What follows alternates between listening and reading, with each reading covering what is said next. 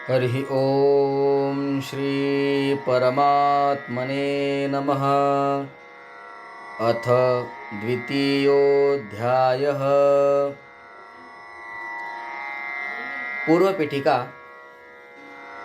अर्थात प्रथमाध्यायाचा सारांश। दुर्योधनाने द्रोणाचार्यांना दोन्ही सैन्याची माहिती सांगितली, परंतु द्रोणाचार्य काहीच बोलले नाहीत. त्यामुळे दुर्योधन दुःखी झाला. तेव्हा दुर्योधनाला प्रसन्न करण्यासाठी भीष्माचार्यांनी जोराने शंख वाजविला.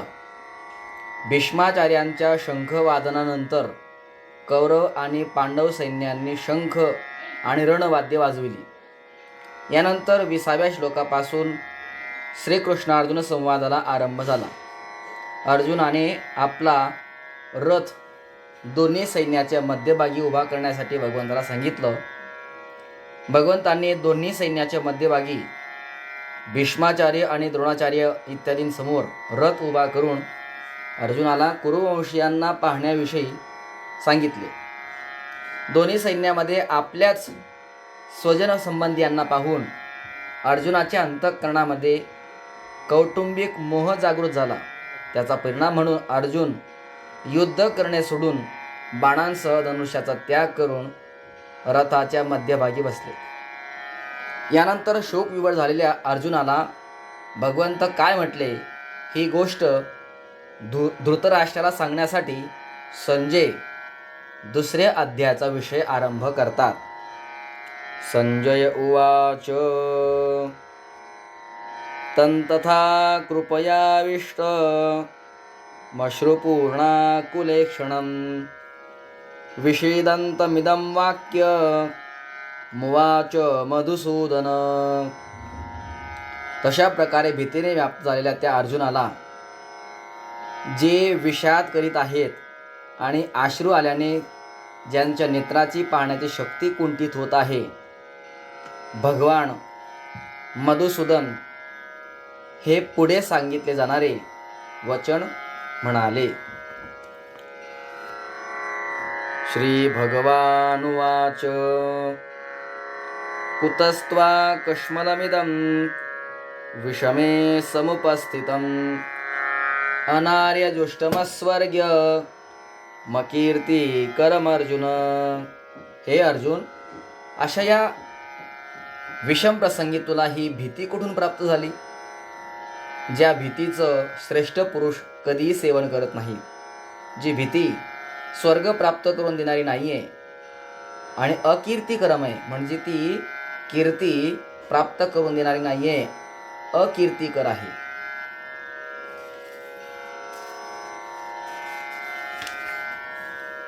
भीती निर्माण झाली तर आता काय करावं ही जिज्ञासा दूर करण्यासाठी भगवान म्हणतात, क्लैब्यमास्मगम पार्थ नैतत्वयुपपद्यते क्षुद्रं हृदय दौर्बल्यं त्यक्तोत्तिष्ठ परंतप. हे पृथानंदन अर्जुन, या नपुंसकतेचा अंगीकार करू नको, कारण तुझ्यासाठी हे योग्य नाहीये. हे परंतप अर्जुना, अंतःकरणातील या तुच्छ दुर्बलतेचा त्याग करून युद्धासाठी उभा राहा. अर्जुन म्हणाले.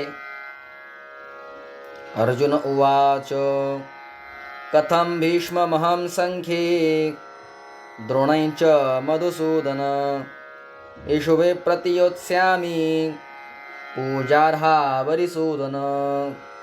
हे मधुसूदन, मी रणभूमीमध्ये भीष्माचार्य आणि द्रोणाचार्य यांच्याशी बाणांनी कसं काय युद्ध करू, कारण हे अरिसूदना, हे दोन्हीही पूजनीय आहेत.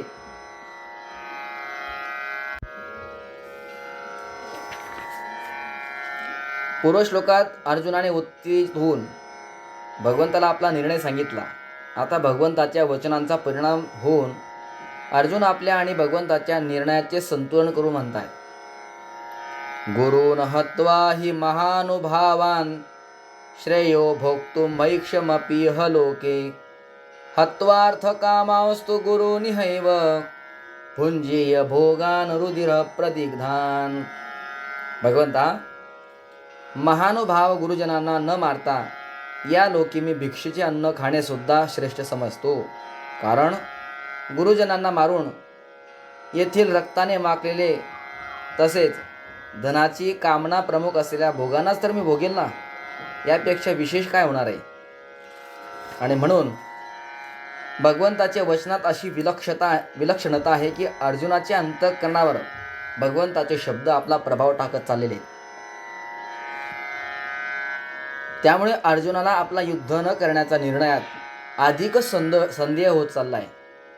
अशा अवस्थेला प्राप्त झालेले अर्जुन म्हणतायत, न चेतद्विद्म कतरन्नो गरीयो यद्वा जयेम यदिवानो जयेयुः यानेव हत्वा न जिजीविषामस् तेव स्थिता प्रमुखे धार्तराष्ट्राः. भगवंता, आम्ही हेही जाणत नाहीत की आम्हा लोकांसाठी युद्ध करणं श्रेष्ठ आहे का न करणं श्रेष्ठ आहे. त्याचप्रमाणे आम्ही त्यांना जिंकू किंवा ते आम्हाला जिंकतील हेही आम्हाला कळत नाहीये.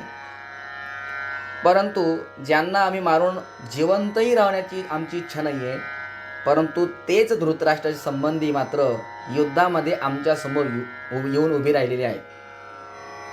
आपल्या कर्तव्याचा निर्णय करण्यात आपल्याला असमर्थ समजून आता अर्जुनाने व्याकुळतेने भगवंताला प्रार्थना केलेली आहे. 7व्या श्लोकामध्ये, कार्पण्य दोषोपहत स्वभाव पृच्छामि त्वां धर्म सम्मूढचेताः यच्छ्रेयस्यान्निश्चितं ब्रूहि तन्मे शिष्यस्तेऽहं शाधिमान् त्वां प्रपन्नम्. भगवंता, भीतीच्या दोषाने उपरत झालेल्या स्वभावाचा मी, धर्माच्या विषयात मोहित अंतःकरण युक्त असा मी, आम्हाला आपण उपदेश करा. मी आपणाला विचारतो, जी निश्चित कल्याण करणारी गोष्ट असेल ती मला सांगा. शिष्यस्तेहं शाधिमान् त्वां प्रपन्नम्. अहं ते शिष्यः त्वां प्रपन्नं मां शाधी. मी तुझा शिष्य आहे, आपणास शरण आलेलो आहे, मला आपण उपदेश करावा.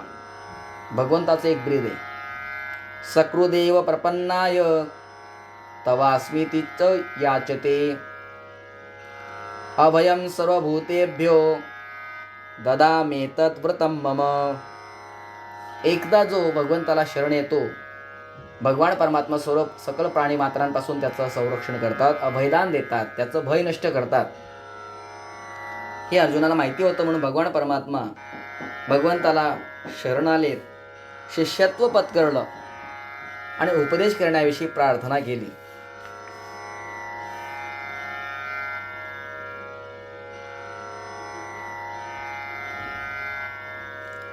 पूर्व श्लोकामध्ये अर्जुन भगवंताला शरण तर होतात, पण त्यांच्या मनामध्ये येतं की भगवंताचा तर युद्ध करविण्याचाच भाव आहे, परंतु मी युद्ध न करणं आपल्यासाठी धर्मयुक्त समजत नाही.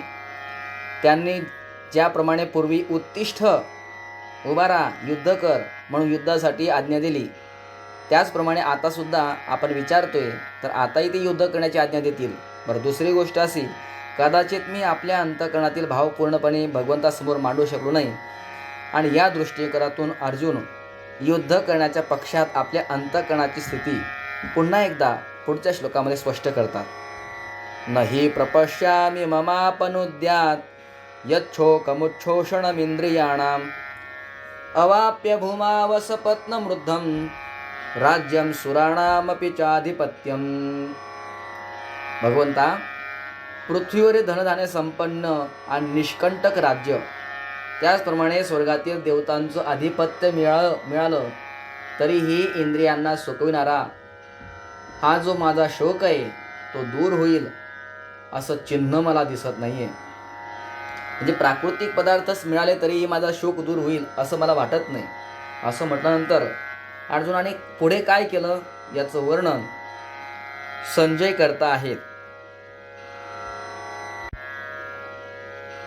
संजय उवाच एवमुक्त्वा ऋषिकेशं गुडाकेश परन्तप न योत्स्य इति गोविंद मुक्त्वा तूष्णीं बभूवः. हे शत्रुतापी धृतराष्ट्रा, असे म्हणून निद्रेला जिंकणारे अर्जुन अंतर्यामी भगवान गोविंदांना मी युद्ध करणार नाही न योत्से इतिह उक्त्वा अशा प्रकारे स्पष्टपणे सांगून तूष्णीं बभूव स्तब्ध झाले. जेव्हा अर्जुनाने युद्ध न करण्याविषयी निर्णय दिला, स्पष्ट नकार दिला, त्यानंतर काय झालं हे संजयने पुढील श्लोकामध्ये सांगितलेलं आहे. तमुवाच ऋषिकेश प्रसन्निव भारत सेनयोरुभयोर्मध्ये विषीदन्तमिदं वचः. हे भरतवंशी धृतराष्ट्रा, दोन्ही सैन्याच्या मध्यभागी शोक करीत असलेल्या त्या अर्जुनाला प्रसन्न मुखाने भगवान ऋषिकेश अशा प्रकारे वचन म्हणाले. धर्मभूमी कुरुक्षेत्राच्या एका भागामध्ये कौरव सेना उभी आहे आणि दुसऱ्या भागात पांडव सेना. दोन्ही सैन्याच्या मध्यभागी शुभ्र घोड्याने युक्त असलेला एक महान रथ उभा आहे.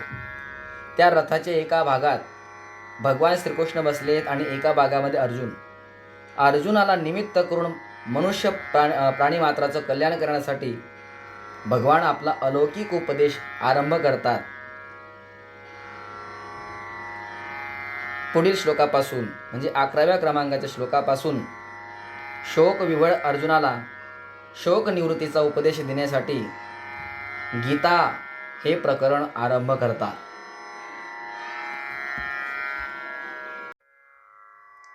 श्री भगवानुवाच अशोच्यानन्वशोचस्त्वं प्रज्ञावादांश्च भाषसे गतासु न गतासूंश्च नानुशोचन्ति पंडिताः. भगवान म्हणाले, अर्जुना, तू शोक न करण्यास योग्य अशा गोष्टींचा शोक केला आहेस आणि प्रज्ञावादान भाषसे, विद्वत्तेच्या पांडित्याच्या गोष्टी करत आहेस, परंतु गतासून अगतासून च पंडितः न अनुशोचन्ति. ज्याचे प्राण निघून गेले आहेत त्यांच्यासाठी आणि ज्यांचे प्राण गेलेले नाहीत त्यांच्यासाठी पंडित लोक, विद्वान लोक, ज्ञानी लोक शोक करीत नाहीत. जे जिवंत आहेत त्यांच्याविषयी शोक करू नये. जे मृत्यू पावले आहेत त्यांच्यासाठी शोक करणे तर फारच मोठी चूक आहे. कारण मृत झालेल्या प्राण्यासाठी शोक करण्याने त्या प्राण्यांना दुःख भोगावे लागते.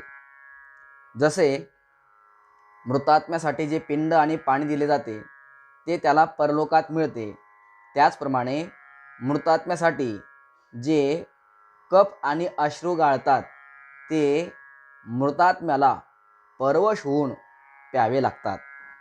पंचतंत्र नावाच्या मित्रभेद या तंत्रामध्ये वर्णन आलेलं आहे. श्लेष्माश्रू बांधवैर्मुक्तं प्रेतो भुंक्ते यतो वशः तस्मान्न रोदितव्यम ही क्रिया कार्यश्च शक्तितः. याचा अर्थ असा आहे, मृतात्म्यांना आपल्या आप्तजनांनी गाळलेले कफयुक्त अश्रू परवश होऊन भक्षण करावे लागतात. म्हणून न रडता आपल्या शक्तीनुसार मृतात्म्यासाठी उत्तर क्रिया कराव्यात. किंवा दुसरा पुरावा स्कंद पुराणामध्ये मृतानां बांधवाये तू मुंचन्त्यश्रूणि भूतले पिबन्त्यश्रूणि तान्यद्धा मृतः प्रेताः परत्र वै. याचा अर्थ असा आहे, मृतात्म्याचे आप्तजन जे अश्रू जमिनीवर गाळतात ते अश्रू मृतात्मा परलोकामध्ये भक्षण करतो, पितो. म्हणून जे गेले नाहीत त्यांच्याविषयी सुद्धा शोक करू नये आणि जे मृत्युमुखी पडले आहेत त्यांच्याविषयी सुद्धा शोक करू नये. आता सत्तत्वाविषयी शोक करणे का अनुचित आहे या शंकेच्या समाधानासाठी पुढील 2 श्लोकामध्ये मार्मिक उपदेश करतात. नत्वेवाहं जातुनासं नत्वन्नेमे जनाधिपः न चैव न भविष्यामस् सर्वे वयमतः परम. अर्जुना, कोण्या एका काळात मी नव्हतो, तू नव्हतास, तसंच हे राजे लोक नव्हते अशी गोष्ट नाही आहे. आणि यानंतर भविष्यात मी, तू आणि हे राजे लोक आपण सर्वच जण राहणार नाहीत अशी ही गोष्ट नाही आहे. म्हणून तू सत्तत्वाविषयी शोक करू नये. कारण अनेक युग बदलून गेले तरी शरीरी बदलत नाहीत, तो जसाचा तसाच राहतो. शरीर बदलतं पण शरीरी बदलत नाही. शरीरी म्हणजे आत्मतत्व, कारण तो परमात्मा तत्वाचा अंश आहे. म्हणून शरीर बदलत राहते, ते एक क्षणभर देखील स्थिर राहत नाही. देहिनोऽस्मिन् यथा देहे कौमारं यौवनं जरा तथा देहांतर प्राप्तिर धीरस्तत्र न मुह्यति. अर्जुना, देहधारीच्या या मनुष्य शरीरात जसे बालपण, तारुण्य आणि म्हातारपण अशा प्रकारे 3 प्रकारच्या अवस्था होतात, त्याचप्रमाणे हा शरीरी एका शरीरातून दुसऱ्या शरीराला प्राप्त होतो.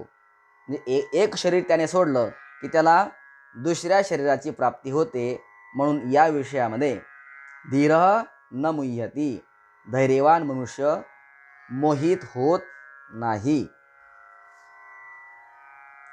अनित्य वस्तू आणि शरीर इत्यादी विषयी जो शोक होतो, तर त्याच्या निवृत्तीसाठी भगवान म्हणतात, मात्रा स्पर्शास्तु कौंतेय शीतोष्ण सुख दुःखदाः आगमा पायिनो नित्यांस तांस्तितिक्षस्व भारत. हे कुंतीपुत्र अर्जुना, इंद्रियांचे जे विषय आहेत, तर ते विषय शीत आणि उष्ण यांच्याद्वारा सुख आणि दुःख देणारे आहेत. सुख म्हणजे काय आणि दुःख म्हणजे काय? अनुकूल वेदनीयम सुखम, प्रतिकूल वेदनीयम दुःखम. जे आपल्याला अनुकूल वाटतं त्यापासून आपल्याला सुख होतं, जे प्रतिकूल वाटलं की त्यापासून दुःख वाटतं. तर हे जे सुख दुःख निर्माण होणारे शीत आणि उष्ण यापासून, तर हे कायमचे टिकून राहणारे नाही आहेत. तर कसे आहे ते? आगमा पायिनः म्हणजे येणारे आणि जाणारे आहेत. ज्याप्रमाणे सूर्योदय झाला, दिवसाला सुरुवात होते, मग दिवस कायम टिकून राहतो का? नाही, सूर्यास्त होतो आणि रात्रीला सुरुवात होते. त्याप्रमाणे सुखस्य अनंतरम दुःखम, दुःखस्य अनंतरम सुखम. सुखानंतर दुःख आणि दुःखानंतर सुख हे येणारे जाणारे आहेत. म्हणून त्यांना तू सहन कर. पूर्व श्लोकामध्ये भगवंताने अर्जुनाला इंद्रियांचे जे विषय आहेत त्यांच्याविषयी तितिक्षा धारण कर असं म्हटलंय. आता या तितिक्षेला धारण केल्यानंतर काय होणार त्याचं फळ आता या 15व्या श्लोकामध्ये सांगतात. यम हि न व्यथयन्ते ते पुरुषम पुरुषर्षभ समदुःख सुखम धीरम सोमृतत्वाय कल्पते. अर्जुना, सुखदुःखात सम राहणाऱ्या त्या बुद्धिमान पुरुषाला हे मात्रा स्पर्श विचलित म्हणजे सुखदुःखी करू शकत नाही. जर तो समबुद्धीने राहिला तर तो अमृतत्वाय कल्पते म्हणजे तो अमर होण्यास समर्थ होतो, म्हणजे तो अमर होतो. हे इंद्रियांच्या विषयाविषयी तितिक्षा धारण केल्याचं फळ भगवंताने सांगितलेलं आहे. आतापर्यंत देह आणि देहीचे जे विवेचन झाले त्यालाच भगवान दुसऱ्या शब्दात 3 श्लोकामध्ये स्पष्ट करतात. थोडंसं स्पष्टीकरण यासाठी लवकर समजावं यासाठी, देह आणि देही हे दोन विभाग आहेत. आपल्या शरीरामध्ये शरीर वेगळं आणि आत असणारं आत्मतत्व त्याला शरीरी असं म्हणतात. त्याचप्रमाणे देह आणि आत असलेला जो आत्मतत्व त्याला देही असं म्हणतात. देह जड आहे आणि आत्मतत्व चैतन्य रूपाने विद्यमान आहे. तेच आता दुसऱ्या शब्दामध्ये समजून सांगायला सुरुवात करतात. ना सतो विद्यते भावो ना भावो विद्यते सतः उभयोरपि दृष्टोन्तस त्वनयोस्तत्वदर्शिभिः. अर्जुना, असत वस्तूचा भाव नसतो म्हणजे सत्ता विद्यमान नसते आणि सत वस्तू जी आहे तिचा अभाव नसतो. तत्वदर्शी पुरुषांनी सत आणि असत या दोन्हीचे तत्व पाहिलेले असते, अनुभवलेले असते.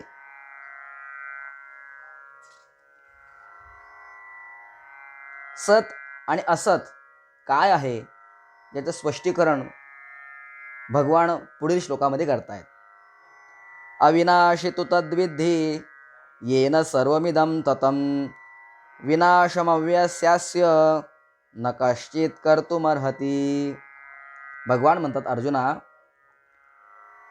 अविनाशी त्याला जाण की ज्याच्याद्वारा हा संपूर्ण संसार व्याप्त आहे. या अविनाशीचा विनाश कोणीही करू शकत नाही. अंतवंत इमे देहा नित्यस्योक्ता शरीरिणः अनाशिनो प्रमेयस्य तस्माद्युध्यस्व भारत. अविनाशी जाणण्यात न येणाऱ्या नित्य राहणाऱ्या या शरीरीचे हे देह अंतयुक्त आहे, अंतवान आहे. म्हणून भारत युद्धस्व, तू युद्ध कर. परमात्म तत्व अविनाशी आणि देह विनाशी, म्हणून युद्ध करणं हे तुझ्याकरता उचित आहे.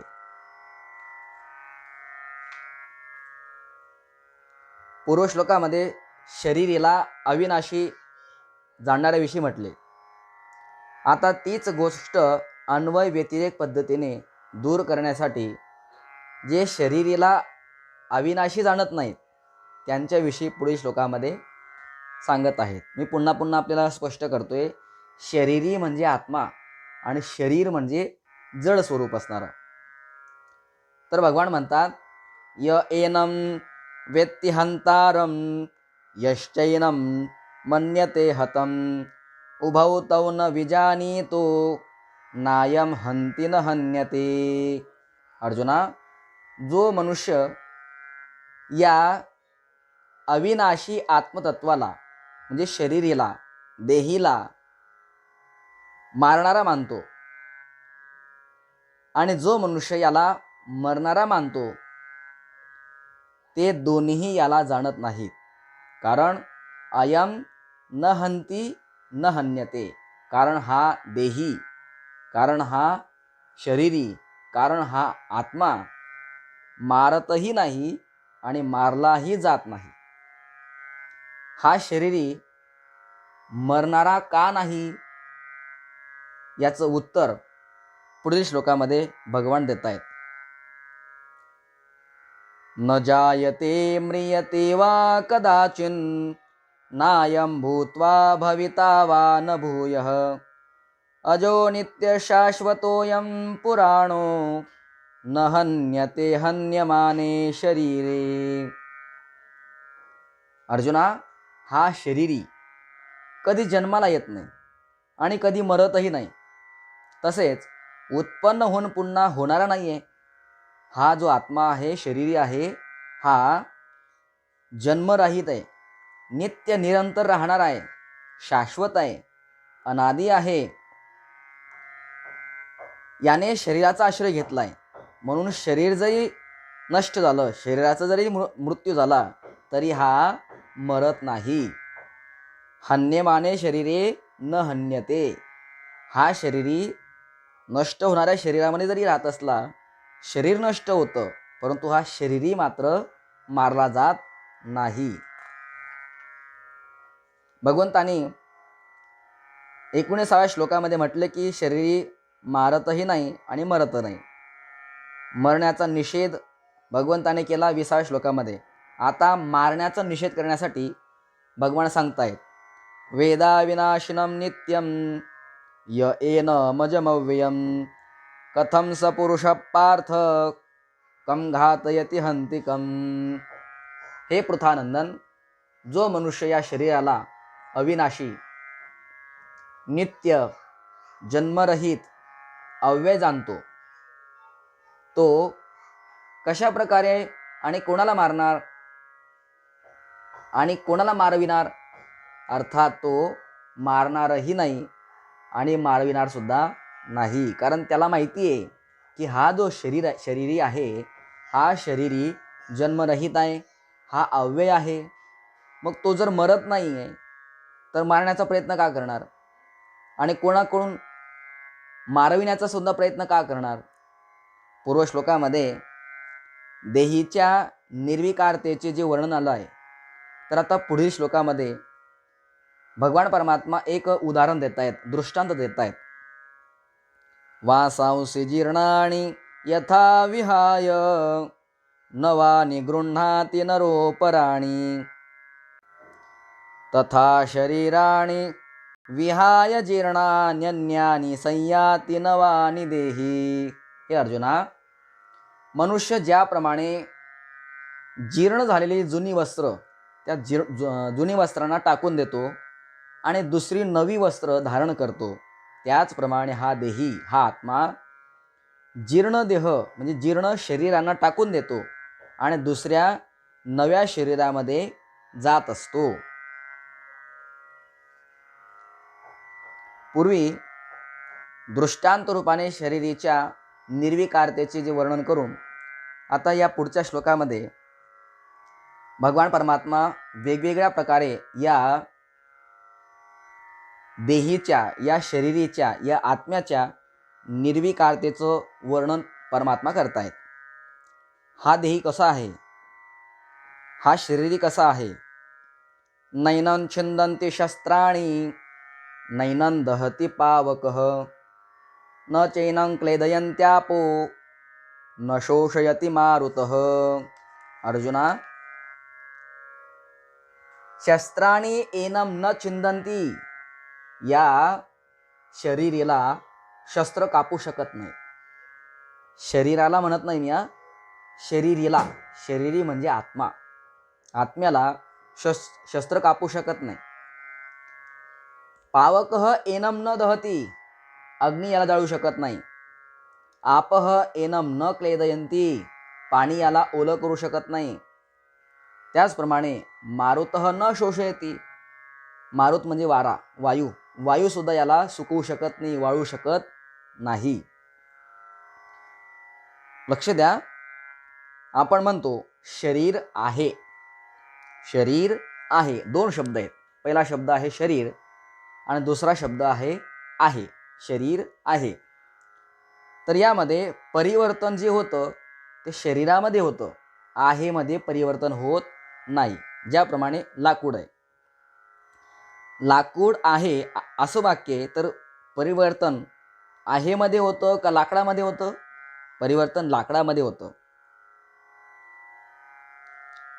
लाकूड कापलं जातं पण आहे कापलं जात नाही. लाकूड जळतं पण आहे जळत नाही.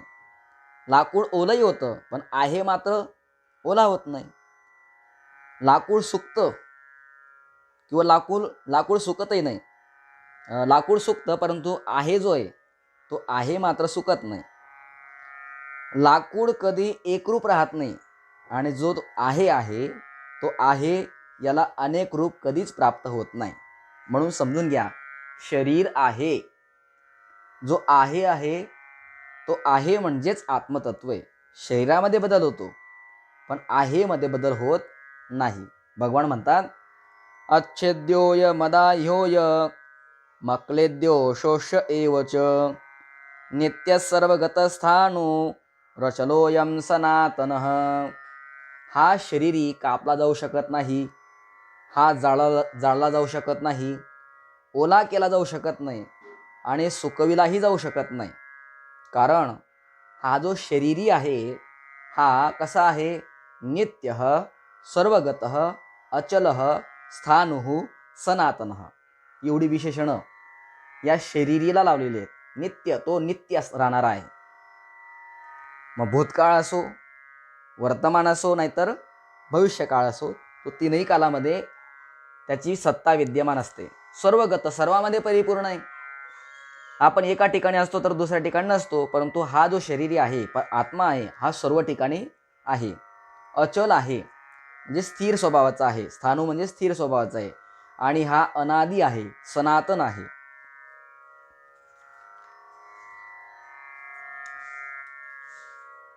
अव्यक्तोयमचिन्त्योय मविकार्योयमुच्यते तस्मादेवं विदित्वैनं नानुशोचितुमर्हसि.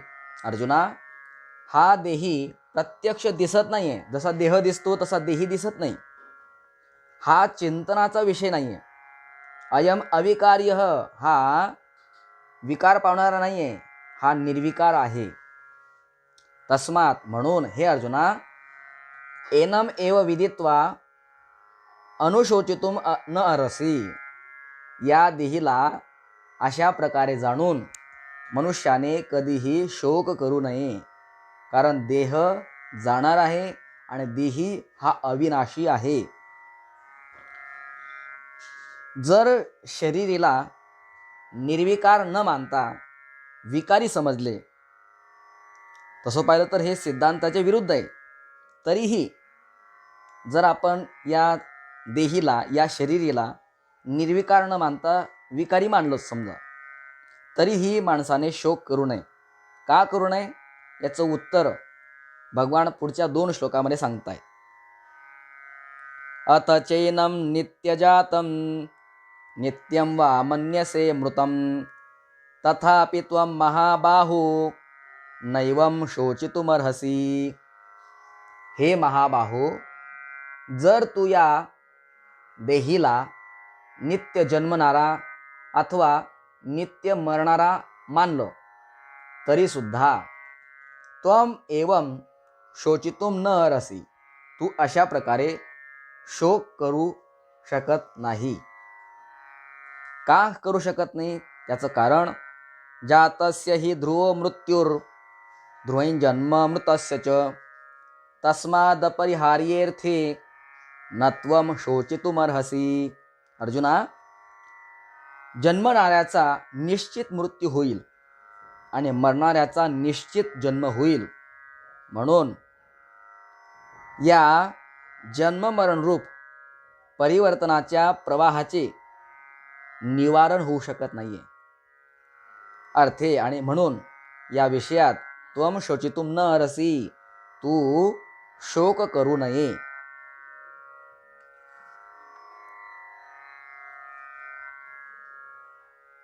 लक्ष द्या, शोक मनुष्याने कोणाचा करावा? शोक उसी का कीजिए जो अनहोनी होय, अनहोनी होती नहीं, होनी है सो होय. शोक माणसाने त्याच गोष्टीचा करावा जी न होणारी गोष्ट घडलेली असेल. न घडणारी घडली तर शोक करावा. पण खरं सांगायचं म्हणजे अनहोनी होती नाही, जे होणार नाहीये ते होणारच नाहीये. होणी ही सो होय, आणि जे होणार आहे तेच होतं. जे कधी होणारच नाहीये ते होणार आहे का? ज्याप्रमाणे वंध्यापुत्र कधी पाहिलंय का कोणी? नाही. आकाशाला पुष्प लागलं पाहिलंय का? किंवा जसं गाईचं तूप, म्हशीचं तूप, तसं काशीचं तूप पाहिलंय का कोणी? नाही. सशाला सिंग पाहिली का कोणी? नाही. जे होणारच नाहीये, जे न होणार आहे ते होणार नाही. मग होणार काय? जे होणार आहे तेच होणार आहे. रामायणामध्ये खूप गोड प्रसंग आहे. जेव्हा बालीचा मृत्यू झाला आणि बालीचा मृत्यू झाल्यानंतर तारा शोक करू लागली, तेव्हा भगवान परमात्म्याने याच प्रकारचा अनुभव बालीची पत्नी तारा त्या तारेला दिला. तारा बिकल देखी रघुराया, दीन न ज्ञान हरी लिनी माया. भगवान परमात्म्याने ज्ञान दिलं आणि तिची जी माया आहे ती नष्ट करून टाकली. भगवान म्हणतात, क्षिती जल पावक गगन समीरा, पंच रचित अति अधम शरीरा. हे जे शरीर आहे ना, हे अधम आहे. नुसतं अधम नाही आहे, अति अधम आहे. पंच भौतिक देहापासून हे निर्माण झालं आहे. पृथ्वी, आप, तेज, वायू आणि आकाश. आणि हे जे शरीर आहे ना, हे प्रगट सो तनु तव आगे सोहा. हे जे शरीर आहे हे तुझ्या समोर पडलेलं आहे, तुझ्या पतीचं हे शरीर. मग तू शरीरावर जर प्रेम करत असेल तर ते तुझ्या समोर पडलेलं आहे शरीर. तू म्हणशील की मी त्याच्या आत असणाऱ्या जीवावर प्रेम करते. जीवावर जर प्रेम करत असेल, जीव नित्य केही लगी तुम रोवा. मग तो जीव तर नित्य आहे, तो मरत नाही, आणि मग कोणाकरता तू रडतेस? अशा प्रकारे भगवान रामचंद्र प्रभूंनी तारेला उपदेश दिला. उपजा ज्ञान चरण तप लागी, लिन्नेसी परम भगती बर मागी. अशा प्रकारे रामचरित मानसमध्ये किष्किंधा कांडात हा प्रसंग आहे. मागील 2 श्लोकात विरुद्ध पक्षाची बाजू मांडून आता भगवान परमात्मा पुढील श्लोकामध्ये अत्यंत सामान्यत्वाने समजवण्याचा प्रयत्न करतात. अव्यक्तादीनि भूतानि व्यक्तमध्यानि भारत, अव्यक्त निधनान्येव तत्र का परिदेवना. भगवान म्हणतात, अर्जुना, हे भारत, सर्व प्राणी जन्मापूर्वी अप्रगट होते आणि मृत्यूनंतर सुद्धा अप्रगट राहणार आहेत. केवळ मध्यातच ते प्रगट दिसतात. म्हणून या विषयामध्ये शोक करण्याचं कारणच राहत नाही. जन्माच्या पूर्वी जे दिसत नव्हते आणि मृत्यूनंतर दिसणार नाही आहेत. फक्त मध्य भागामध्ये जेवढं आयुष्य आहे तेवढ्या आयुष्याच्या कालांतरामध्ये ते दिसणार आहेत. आणि शास्त्र सांगतं, काय सांगतं? जे आदी आणि अंतात नसते ते मध्यातही नसते, हा सिद्धांत आहे. मांडुक्य उपनिषदामध्ये एक कारिका आलेली आहे, आदावंतेच यन्नास्ति वर्तमानेपि तत्तथा. आदौ अंते च. आदौ म्हणजे आधी आणि अंत्य म्हणजे शेवटी. सुरुवातीला आणि शेवटी जे नसतं ते वर्तमान कालामध्ये जे दिसतं ते सुद्धा नसल्यातच जमा होतं. म्हणून आता भगवान शरीरीच्या अलौकिकतेचे वर्णन करतात. जे आत्म्याच्या अलौकिकता कशी आहे याचं वर्णन करतात. आश्चर्यवत पश्यति कश्चिदेनम, आश्चर्यवद वदति तथैव चान्यः, आश्चर्यवच्चैनमन्यः शृणोति, श्रुत्वाप्येनं वेद न चैव कश्चित्. अर्जुना, कोणी या आत्म्याला, शरीराला आश्चर्य दृष्टीने पाहतो म्हणजे अनुभव करतो. त्याचप्रमाणे कोणी दुसरा आश्चर्याने याचं वर्णन करतो, तर कोणी याच्या विषयात आश्चर्याने ऐकतो, तर कोणी मनुष्य याच्या विषयात ऐकूनही कोणी जाणत नाही. अर्थात हा जाणण्याला कठीण आहे. आत्म्याचं जे तत्वज्ञान आहे हे जाणणं कठीण आहे. आतापर्यंत देह आणि देही अशा प्रकारचं जे प्रकरण चालू होतं त्याचं या श्लोकामध्ये उपसंहार करतात. देही नित्यमवध्योयम, देहे सर्वस्य भारत, तस्मात् सर्वाणि भूतानि न त्वं शोचितुमर्हसि. हे भरतवंशी अर्जुना, सर्वांच्या देहामध्ये हा देही नित्यच आहे, अवध्य आहे. म्हणून संपूर्ण प्राण्यासाठी तू शोक करू नकोस.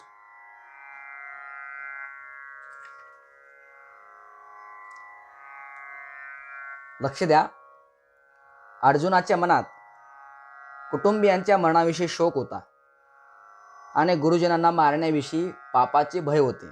या दोन गोष्टी अर्जुनाच्या अंतःकरणात घर करून राहिल्या आहेत. एक म्हणजे शोक आणि दुसरा म्हणजे भय. कुटुंबियांना मरण्याविषयी शोक होता, ते मरून जातील आणि त्यांच्याविषयी मला शोक निर्माण झाला. त्याचप्रमाणे गुरुजनांना जर मारलं तर मला पाप होईल, ती पापाची भीती अंतःकरणामध्ये होती. अर्थात कुटुंबियांचा जर वियोग होईल तर त्यांच्या अभावात दुःख भोगावं लागेल, हा शोक आहे. आणि परलोकात पापामुळे नरक इत्यादींचं दुःख भोगावं लागेल, हे भय आहे. म्हणून भगवंतांनी अर्जुनाचा शोक दूर करण्यासाठी 11व्या श्लोकापासून तर 30व्या श्लोकापर्यंत जे प्रकरण सांगितलं, कशाकरता? अर्जुनाच्या मनामध्ये आपल्या कुटुंबियांच्या मरण्याविषयी जो शोक निर्माण कुटुंबीय मेल्यानंतर त्यांचा वियोग होणार आणि त्यांच्या वियोगाने शोक अंतःकरणामध्ये निर्माण होणार. तर तो जो शोक निर्माण झाला आहे तर तो घालवण्याकरता भगवान परमात्म्याने 11व्या श्लोकापासून तर 30व्या श्लोकापर्यंत हे प्रकरण सांगितलं. आता अर्जुनाच्या अंतःकरणामध्ये भीती आहे की मी गुरुजनांना मारणार, पाप लागेल आणि पापामुळे मला नरकाधिक दुःख भोगावं लागेल. याकरिता ते भय दूर करण्यासाठी भगवान परमात्म्याने आता क्षात्रविषयक पुढचं प्रकरण आरंभ केलेलं आहे.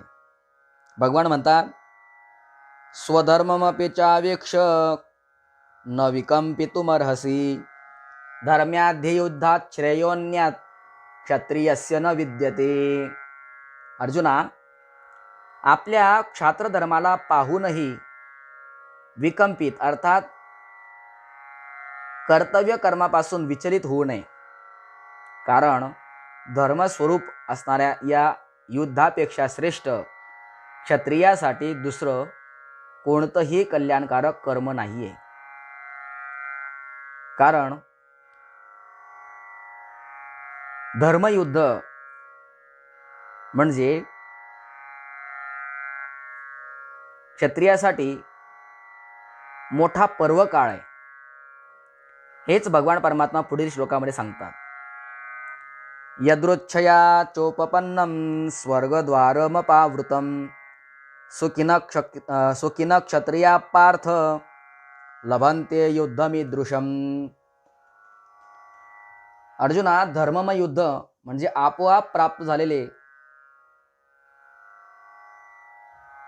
स्वर्गाचे द्वार आहे. कारण हे पृथानंदन, क्षत्रिय अत्यंत सुखी भाग्यशाली आहेत की ज्यांना असं धर्मयुद्ध करायला मिळतं. धर्मयुद्धाने मनुष्य स्वर्गाला जातो. आणि जर तू युद्ध केलं नाही तर काय होणार, याचं वर्णन पुढील श्लोकामध्ये करतात. अथ चेत्त्वमिमं धर्म्यं संग्रामं न करिष्यसि ततः स्वधर्मं कीर्तिंच हित्वा पापमवाप्स्यसि. अर्जुना, जर तू युद्ध केले नाही तर काय होणार? तर आपल्या धर्माचा आणि कीर्तीचा त्याग केल्यामुळे पापाला प्राप्त होशील. म्हणून मनुष्याने कधीही आपल्या धर्माचा आणि आपल्या कीर्तीचा त्याग करू नये. आपला धर्म टिकून ठेवावा आणि आपली कीर्तीसुद्धा टिकून ठेवावी. तुकोबाराय म्हणतात, तुका म्हणे यश कीर्तिमान करिता जतन देव जोडे. आपल्याला प्राप्त झालेले यश, आपल्याला प्राप्त झालेली कीर्ती आणि आपल्याला प्राप्त झालेला मान हा मनुष्याने टिकून ठेवावा. म्हणजे आपलं वर्तन असं असावं की ते टिकून राहील. आपल्या वागण्यामुळे आपलं यश, आपली कीर्ती, आपला मान धुळीस मिसळेल असं माणसाने वागू नये. भगवान म्हणतात, अकीर्तींचापि भूतानि कथयिष्यन्ति ते व्ययाम संभावितस्य चाकीर्तिर् मरणादतिरिच्यते. जर तू युद्ध करणार नाहीस तर सर्व प्राणी तुझी नित्य राहणाऱ्या अपकीर्तीची चर्चा करतील, म्हणजे तुझी निंदा करतील. एवढा धनुर्धारी अर्जुन, एवढा कीर्तिवान अर्जुन, परंतु तो युद्ध करत नाही. अशा प्रकारे तुझी अपकीर्तीची चर्चा करतील, तुझी निंदा करत राहतील. अकीर्तीही संभावितस्य मरणात अतिरिच्यते. आणि हे अर्जुना, अपकीर्ती संभावित मनुष्यासाठी मृत्यूपेक्षाही भयंकर दुःखदायी असते. जर संभावित पुरुष असेल तर तो मनुष्य तोपर्यंत जिवंत राहतो जोपर्यंत अपकीर्ती स्पर्श करत नाही. म्हणून ज्ञानोबा याच्यावर ओवी लिहितात, जाणत याने तवची जी आवे, जव अपकीर्ती अंगा न पवे. म्हणजे जाणत्या मनुष्याने, संभावित मनुष्याने तोपर्यंत जगावं जोपर्यंत त्याला अपकीर्तीचा स्पर्श होत नाही. भयाद्रणादुपरतं मनस्यन्ते त्वां महारथः, येषांच त्वं बहुमतो भूत्वा यास्यसि लाघवम्. त्याचप्रमाणे महारथी लोक तुला भीतीमुळे युद्धापासून उपरत झालेला मानतील. ते असं म्हणणार नाही की अर्जुनाच्या अंतःकरणामध्ये कुटुंबियांविषयी स्नेह मोह निर्माण झाला आणि गुरुजनांना मारल्याने पाप निर्माण होईल, त्या भीतीने अर्जुनाने युद्ध सोडलं, असं ते म्हणणार नाही. तर ते म्हणतील आम्हाला घाबरून अर्जुन पळून गेला, असं मानतील. त्यांच्या दृष्टीत तू सन्मान्य झाला आहेस. त्यांच्या दृष्टीने तू आता लघुतेला प्राप्त होशील. जे लोक तुझा मोठा धनुधारी म्हणून सन्मान देतात आणि तू जर युद्ध न करता युद्धातून निघून गेलास तर तेच लोक तुला तुच्छ म्हणतील. म्हणून अर्जुना, अवाच्यवादांश बहून वदिष्यन्ति तवा हितः, निंदन्तस्तव सामर्थ्यं ततो दुःखतरं नु किम. तुझे शत्रू तुझ्या सामर्थ्याची निंदा करतील, पुष्करसी उच्चारण करण्यास योग्य नसणारी वचनं सुद्धा तुला बोलतील, उच्चारतील. तत दुःखतरं नु किम. आणि अर्जुना, त्यापेक्षा एका संभावित पुरुषाला अधिक दुःखाची गोष्ट कोणती असणार आहे? लक्ष द्या, मागील 4 श्लोकांमध्ये युद्ध न केल्यास होणाऱ्या नुकसानीची गोष्ट सांगून आता भगवान पुढील 2 श्लोकामध्ये युद्ध केल्याने कोणता लाभ प्राप्त होणार आहे याविषयी वर्णन करतायत.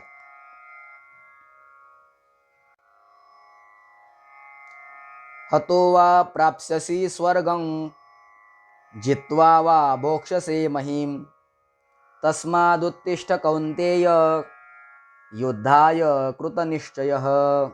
अर्जुना, जर तू युद्धात मारला गेलास तर तुला स्वर्गाची प्राप्ती होईल, आणि जर युद्धात तुझा विजय झाला तर पृथ्वीचे राज्य भोगशील. म्हणून हे कुंतीनंदना, युद्धाय कृतनिश्चय उत्तिष्ठ. युद्धासाठी निश्चय करून आता तू सज्ज हो, तयार हो.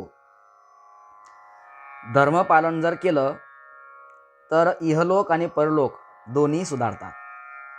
तात्पर्य हे आहे की कर्तव्य पालन आणि अकर्तव्याचा त्याग केल्याने इहलोकाची सिद्धी होते आणि परलोकाचीही प्राप्ती होते.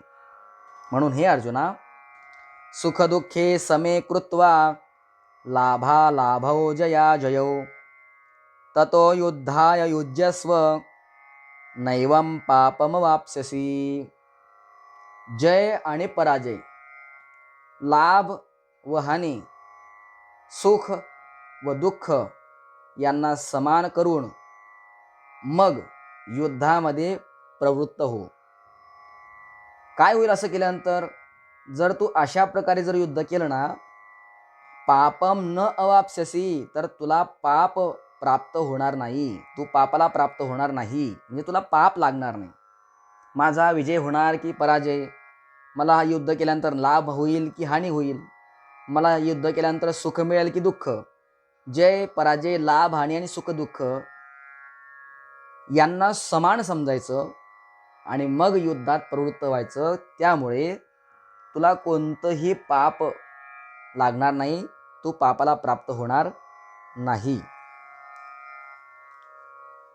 पूर्व श्लोकामध्ये भगवंतांनी ज्या समतेविषयी म्हटले, पुढील 2 श्लोकामध्ये सुद्धा त्यालाच ऐकण्यासाठी आज्ञा देऊन त्याच्या महिमेचे वर्णन करतात. समता अत्यंत महत्त्वाची आहे.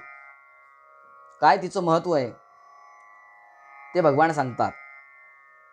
एषा ते भीता सांख्ये बुद्धिर्योगे त्विमां शृणु बुद्ध्या युक्तो यया पार्थ कर्मबंधम प्रहास्यसी. हे पार्थ, ही समबुद्धी तुझ्यासाठी प्रथम सांख्य योगात सांगितली गेली आणि आता तू ती या समत्व बुद्धीला कर्मयोगाच्या विषयामध्ये ऐक. यया बुद्ध्या युक्त कर्मबंधम प्रहास्यसी. ज्या बुद्धीने युक्त झालेला तू कर्मबंधनाचा त्याग करशील. लक्ष द्या, कर्मयोगाचे 2 विभाग आहेत, कर्तव्य विज्ञान आणि योग विज्ञान. भगवान परमात्म्याने 2ऱ्या अध्यायाच्या 31व्या श्लोकापासून 37व्या श्लोकापर्यंत कर्तव्य विज्ञानाची गोष्ट सांगितली, ज्यामध्ये कर्तव्य कर्म करण्यापासून लाभ आणि न केल्यामुळे हानी याचं वर्णन केलं. आता त्यापासून म्हणजे 39व्या क्रमांकापासून तर 53व्या श्लोकापर्यंत योग विज्ञानाचा विचार भगवान परमात्मा सांगतात. पूर्व श्लोकामध्ये भगवंताने ज्या समतेचा विचार सांगितला तो सांख्य योग आहे आणि तो समतेचा विचार दोन्ही दृष्टीने प्राप्त होऊ शकतो. एक सांख्य योगाने प्राप्त होऊ शकतो आणि कर्मयोगाने सुद्धा प्राप्त होऊ शकतो. शरीर आणि शरीरीच्या विभागाला जाणून शरीर विभागापासून संबंध विच्छेदित करणं याला सांख्ययोग असं म्हणतात. आणि कर्तव्य व अकर्तव्य यांच्या विभागाला जाणून अकर्तव्य विभागाचा त्याग आणि कर्तव्याचं पालन करणं याला कर्मयोग असं म्हणतात. मनुष्याने दोन्हीपैकी कोणत्याही एका साधनेचे अनुष्ठान केलं तर समताही प्राप्त होत असते. कारण समता आल्यास मनुष्य कर्मबंधनातून मुक्त होत असतो. मग सांख्ययोग म्हणा किंवा कर्मयोग म्हणा, ज्या प्रकारे आपली पात्रता असेल त्या प्रकारे सांख्य किंवा कर्म या योगाचं अनुष्ठान करून ही समता प्राप्त करून घ्यावी. एक धर्मशास्त्र त्याला पूर्वमीमांसा म्हणतात आणि एक मोक्षशास्त्र आहे त्याला उत्तरमीमांसा म्हणतात. तर 31व्या श्लोकापासून 37व्या श्लोकापर्यंत धर्मशास्त्राचा आणि 39व्या श्लोकापासून तर 53व्या श्लोकापर्यंत मोक्षशास्त्राचा विषय आलेला आहे. धर्मापासून लौकिक आणि पारमार्थिक दोन्ही प्रकारची उन्नती होते. कारण म्हटलेलं आहे वैशेषिक दर्शनामध्ये, यतोभ्युदय निश्रेय सिद्धी स धर्म. धर्म कशाला म्हणतात? ज्याचं अनुष्ठान केल्यानंतर अभ्युदय भरभराटी होते आणि निश्रेय सिद्धी प्राप्त होते, त्याला धर्म असं म्हणतात. धर्मशास्त्रात कर्तव्य पालन मुख्य आहे. धर्म म्हणा किंवा कर्तव्य पालन एकच गोष्ट आहे. जे केलं पाहिजे ते न करणं याला सुद्धा अकर्तव्य म्हणतात आणि जे करू नये ते करत राहणं यालाही अकर्तव्य म्हणतात. ज्यात स्वतःच्या सुखाच्या इच्छेचा त्याग करून दुसऱ्याला सुख पोचले जाते आणि ज्यात स्वतःचे हित होते आणि दुसऱ्याचेही हित होते ते कर्तव्य म्हटले जाते. कर्तव्याचे पालन केल्याने योगाची प्राप्ती होते. कर्तव्य पालन केल्याशिवाय मनुष्य योगारूढ होऊ शकत नाही. कर्तव्याचं जर पालन केलं, आपल्या स्वधर्माचं जर पालन केलं तर काय फल प्राप्त होतं भगवान सांगतायत. नेहाभिक्रमणाशोस्ति प्रत्यवायो न विद्यते स्वल्पमप्यस्य धर्मस्य त्रायते महतो भयात. अर्जुना, मनुष्य लोकामध्ये या समबुद्धिरूपी धर्माचा आरंभाचा नाश होत नाही. इह अस्य धर्मस्य अभिक्रमनाश न अस्ति. म्हणजे या समबुद्धिरूपी धर्माचा नाश होत नाही. उलट याच्या अनुष्ठानाने विपरीत फल सुद्धा आपल्याला दुःख देत नाही, त्रास देत नाही. म्हणजे ज्या समता बुद्धिरूपी धर्माचा आपण आरंभ केलेला आहे तर त्या धर्माचा आरंभ केल्यानंतर याचा नाश तर होत नाहीच, पण याचं अनुष्ठान करत असताना याचं उलट फळसुद्धा प्राप्त आपल्याला होत नाही. उलट स्वल्पम अपि महत भयात राहते. या समतारूपी धर्माचा जर आपण अनुष्ठान केलं तर थोडंसं जरी याचं अनुष्ठान झालं तर हे अनुष्ठान जन्ममरणरूपी महान भयापासून आपलं रक्षण करतं. सकाम भावनेने केलेल्या कर्मात जर मंत्र उच्चारण यज्ञविधी इत्यादीत काही उणीवा झाल्या तर त्याचं फळ उलटं मिळतं. उदाहरण सांगतो. कोणी पुत्रप्राप्तीसाठी पुत्रेष्टी यज्ञ करतो तर त्यामध्ये विधीचा त्रुटी जर झाला तर पुत्रप्राप्ती तर दूरच राहिली, घरात कोणाचा तरी मृत्यू होतो अथवा एखादं उलटं फळ तरी त्याला मिळतं. किंवा पुत्र जरी प्राप्त झाला तर पुत्रामध्ये काहीतरी व्यंग तरी राहतं. म्हणजे सकाम कर्म त्यामध्ये काही त्रुटी राहिली तर ते उलट फळ देतं. परंतु हा समतारूपी जो धर्म आहे, समता बुद्धीने केलेला धर्म, कर्तव्य कर्म, हा नाश तर पावतच नाही पण उलट विपरीत फळ देणारा सुद्धा हा नाही आहे. आणि याचं थोडंसं जरी अनुष्ठान झालं तरी हा जन्ममरणरूपी मोठ्या भयापासून आपला बाहेर काढू शकतो. असा हा श्रेष्ठ धर्म आहे. 39व्या श्लोका ज्या बुद्धीला योगात ऐकण्याविषयी भगवान परमात्मा म्हटले होते त्याच समबुद्धीला प्राप्त करून घेण्याकरिता जे साधन आहे ते साधन पुढील श्लोकामध्ये भगवान परमात्मा सांगतात. श्लोक क्रमांक 41.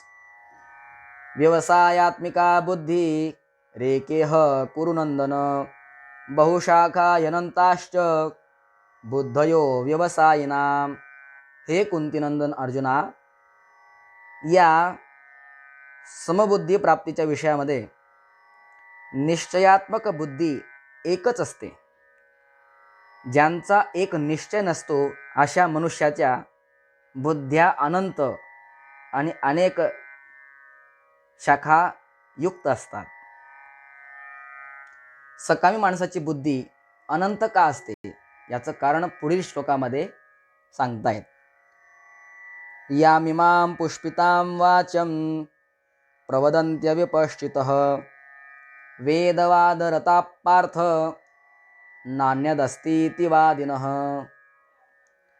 हे पृथानंदन, जे कामनामध्ये तन्मय होत आहेत, स्वर्गाला श्रेष्ठ मानणारे आहेत, वेदात सांगितलेल्या सकाम कर्मामध्ये प्रीती ठेवणारे आहेत, भोगाशिवाय इतर काहीच नाही असं जे म्हणणारे आहेत ते अविवेकी मनुष्य अशा प्रकारची जी पुष्पिता म्हणजे दिखाऊ शोभायुक्त वाणी बोलतात ती वाणी जन्मरूपी कर्मफळ देणारी आहे.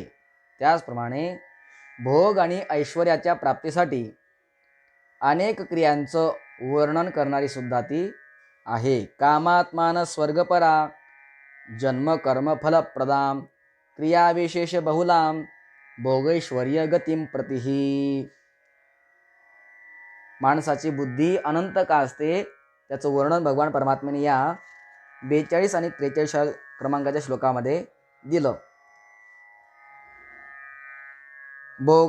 भोगैश्वर्य प्रसक्तानां तया परुतचेतसां व्यवसायात्मिका बुद्धीस समाधौ न विधीयते.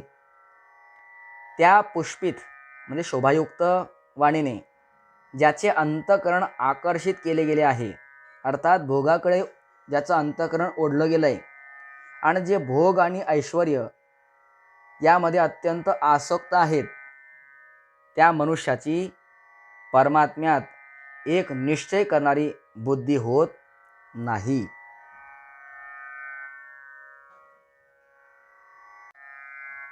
लक्ष द्या, आपलं कल्याण करण्यामध्ये जर कोणती बाधा असेल आपल्याला तर एक आहे भोगाची आणि दुसरी आहे ऐश्वर्याची म्हणजे त्याचं संग्रहाची. ही दोन प्रकारची इच्छा म्हणजे दोन प्रकारचं जाळं आहे.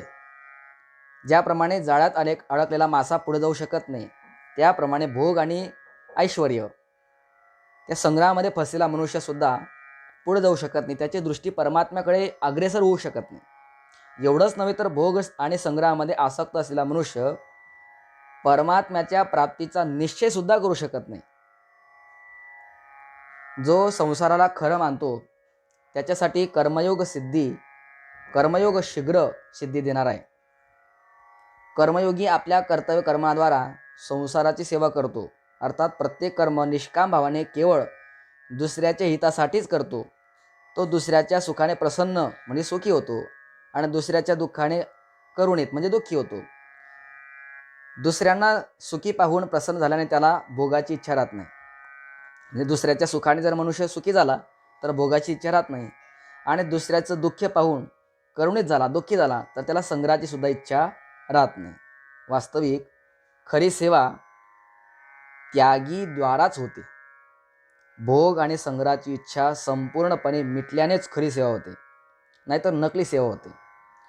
पण नकली सेवा जरी करत राहिले, पण तुमचा उद्देश जर खरा झाला म्हणजे सर्वांच्या हिताचा जर झाला, तर नकली सेवा सुद्धा तुमची खरी सेवेमध्ये परिणत होऊ शकते.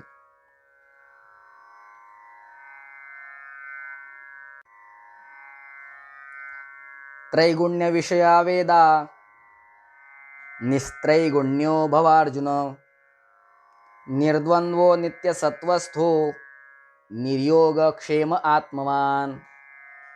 कोणत्याही गोष्टीचं समर्थन जर करायचं असेल तर प्रथम त्याच्या दोन्ही बाजूंचा विचार विमर्श करून नंतर त्याचं समर्थन केलं पाहिजे. या ठिकाणी भगवान निष्काम भावाचं समर्थन करू इच्छितात. म्हणून मागच्या 3 श्लोकातून सकाम भाव असणाऱ्यांचं वर्णन करून आता या 45 क्रमांकाच्या श्लोकामध्ये अर्जुनाला भगवान निष्काम होण्याविषयी प्रेरणा देतात. भगवान म्हणतात, हे अर्जुना, वेद तिन्ही गुणांच्या कार्याचं वर्णन करणारे आहेत. म्हणून हे अर्जुना, तू त्रिगुण रहित हो, राग द्वेष द्वंद्व रहित हो, नित्य सत्वस्थ म्हणजे निरंतर नित्य वस्तू परमात्म्यामध्ये तू स्थित हो. निर्योगक्षेम म्हणजे योगक्षेमाची इच्छा सुद्धा तू ठेवू नको. योगक्षेम म्हणजे काय? अप्राप्तस्य प्राप्तिर्योग. जे प्राप्त झालं नाही त्याचं प्राप्ती होणं याला योग म्हणतात. प्राप्तस्य परिपालनम क्षेम. जे प्राप्त झालं आहे ते कायम टिकून राहणं, सांभाळून ठेवणं याला क्षेम असं म्हणतात. पण अर्जुना, तू नित्य वस्तू परमात्म्यामध्ये स्थित हो, योगक्षेमाची सुद्धा तू इच्छा ठेवू नको, आणि आत्मवान हो म्हणजे परमात्मा परायण हो. अशा प्रकारे उपदेश भगवान परमात्मा अर्जुनाला करतात. त्रिगुण रहित, सत्वरजतम या त्रिगुण रहित म्हणजे आणि द्वंद्वरहित, शीत उष्ण क्षुधातृषा इत्यादी द्वंद्वरहित जर झाले तर त्याचा काय परिणाम होईल याचं वर्णन पुढील श्लोकामध्ये सांगतात. यावानर्थ उदपाने सर्वतः संप्लुतोदके तावान सर्वेषु वेदेषु ब्राह्मणस्य विजानतः. अर्जुना, सर्व बाजूंनी परिपूर्ण महान जलाशयाची प्राप्ती झाल्यानंतर लहान खड्ड्यामध्ये भरलेल्या पाण्याविषयी मनुष्याचं जेवढं प्रयोजन राहतं तेवढं प्रयोजन वेद आणि शास्त्रांना तत्वाने जाणणाऱ्या ब्रह्मज्ञानाचं संपूर्ण वेदात तितकंच प्रयोजन राहतं. ज्याला पाण्याने परिपूर्ण असा जलाशय प्राप्त झालाय,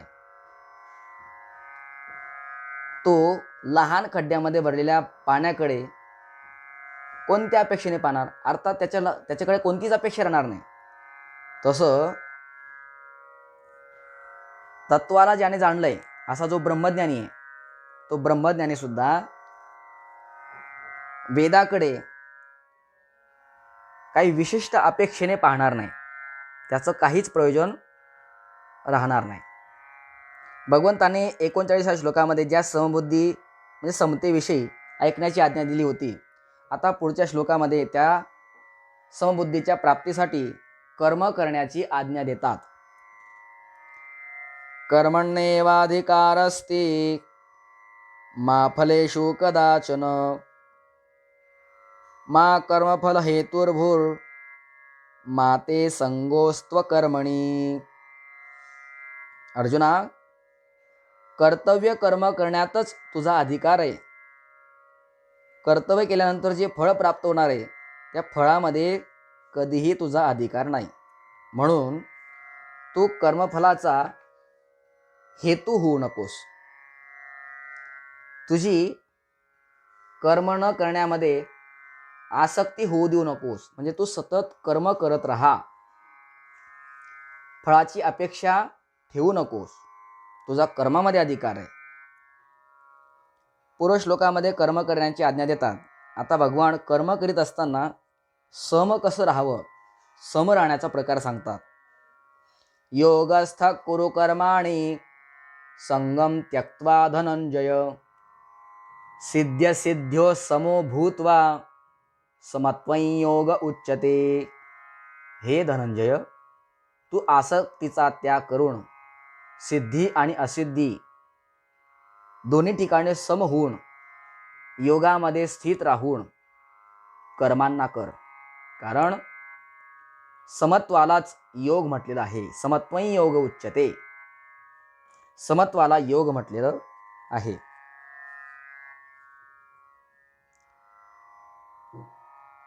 39व्या श्लोकापासून 48व्या श्लोकापर्यंत ज्या समबुद्धीचं वर्णन झालेलं आहे, सकाम कर्मापेक्षा त्या समबुद्धीची श्रेष्ठता भगवान परमात्मा पुढील श्लोकामध्ये सांगतात. दूरेण ह्यवरं कर्म बुद्धियोगा धनंजय बुद्धौ शरणमन्विच्छ कृपणा फलहेतवः. हे अर्जुना, बुद्धियोगापेक्षा म्हणजे समतेच्या योगापेक्षा सकाम कर्म हे अत्यंत निकृष्ट आहे. म्हणून हे धनंजया, तू बुद्धीचा म्हणजे समतेचा आश्रय घे. कारण फलाला हेतू बनणारे अत्यंत दीन आहेत. जे फलाचे हेतू होतात ते अत्यंत दीन होतात. का? कारण त्यांच्या अंतःकरणामध्ये सकाम कर्म विषयी आसक्ती असते. सकाम कर्म केलं, फलाच्या हेतूने कर्म केलं की ते दीन होतात. म्हणून तू सकाम कर्म न करता बुद्धियोगापेक्षा म्हणजे बुद्धियोग धारण कर. कारण बुद्धियोगापेक्षा सकाम कर्म हे निकृष्ट असतं.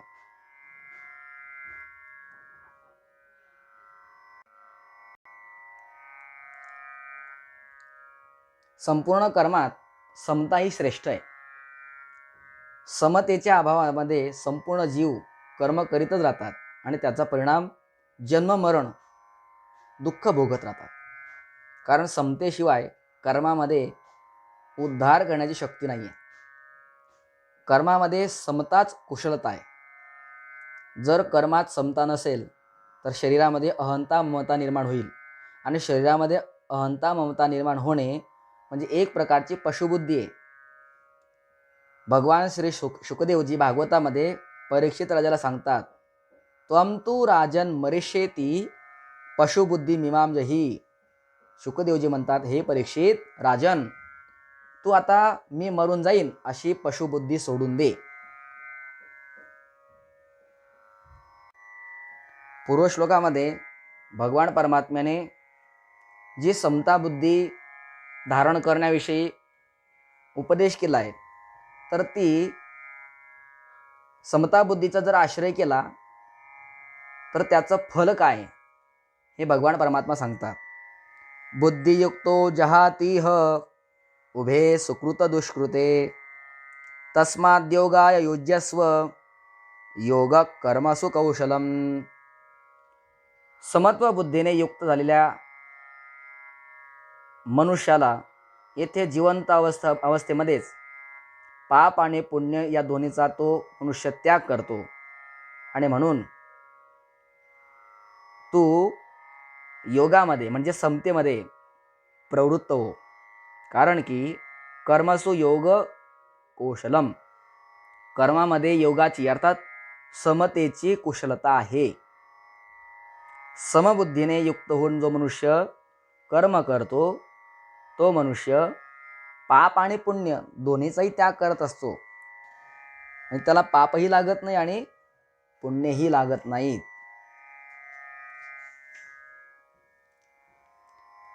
मागच्या श्लोकाला पुष्ट करण्याकरता भगवान एक उदाहरण देत आहेत.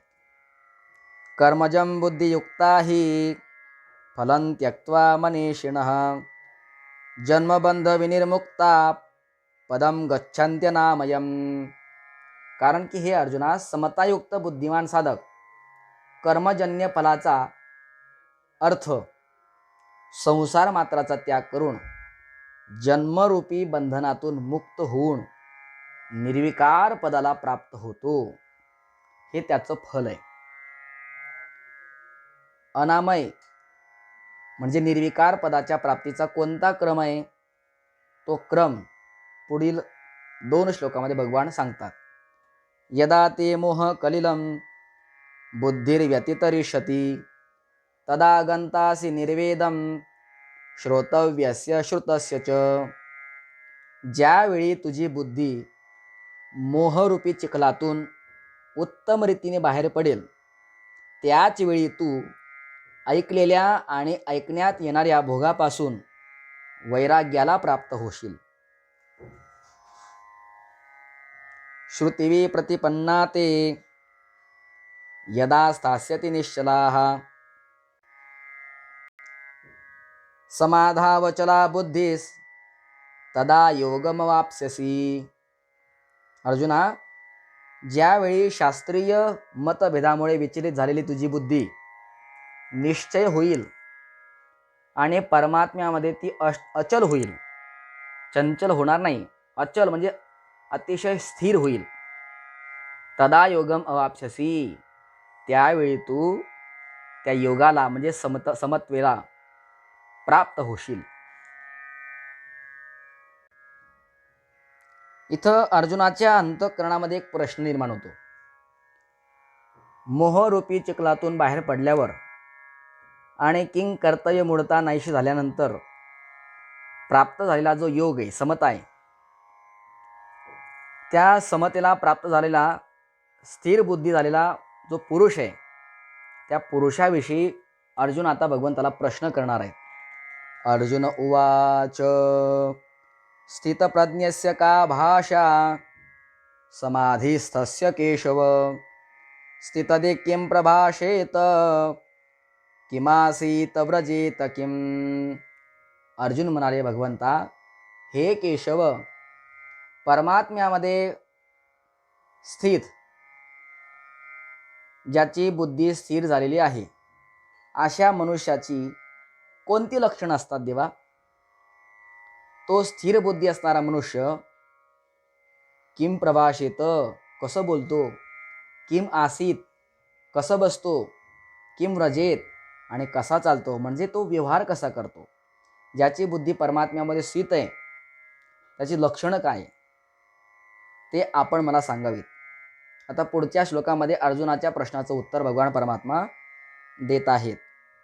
श्री भगवानुवाच प्रजहाति यदा कामान सर्वान् पार्थमनोगतान् आत्मन्येवात्मना तुष्टस् स्थितप्रज्ञस्तदोच्यते. श्री भगवान म्हणाले, अर्जुना, हे पृथानंदन, ज्या काळी साधक मनात आलेल्या संपूर्ण कामनांचा उत्तम प्रकारे त्याग करतो आणि आपण आपल्यातच संतुष्ट राहतो, आत्मनी एव तुष्टः, जो आपण आपल्यातच संतुष्ट राहतो, तदा स्थितप्रज्ञः उच्यते, त्या काळी तो स्थिर बुद्धी म्हटला जातो.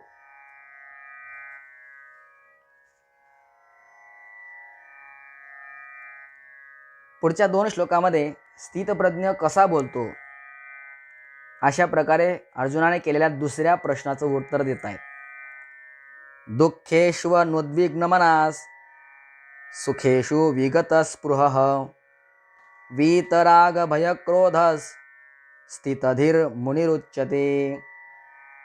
दुःखेषु अनुद्विग्नमनाः, दुःखाची प्राप्ती झाली तरी सुद्धा ज्याच्या मनामध्ये उद्वेग निर्माण होत नाही. सुखेषु विगतस्पृहः, सुखाची प्राप्ती झाली तरी सुद्धा ज्याच्या मनामध्ये स्पृहा म्हणजे इच्छा निर्माण होत नाही.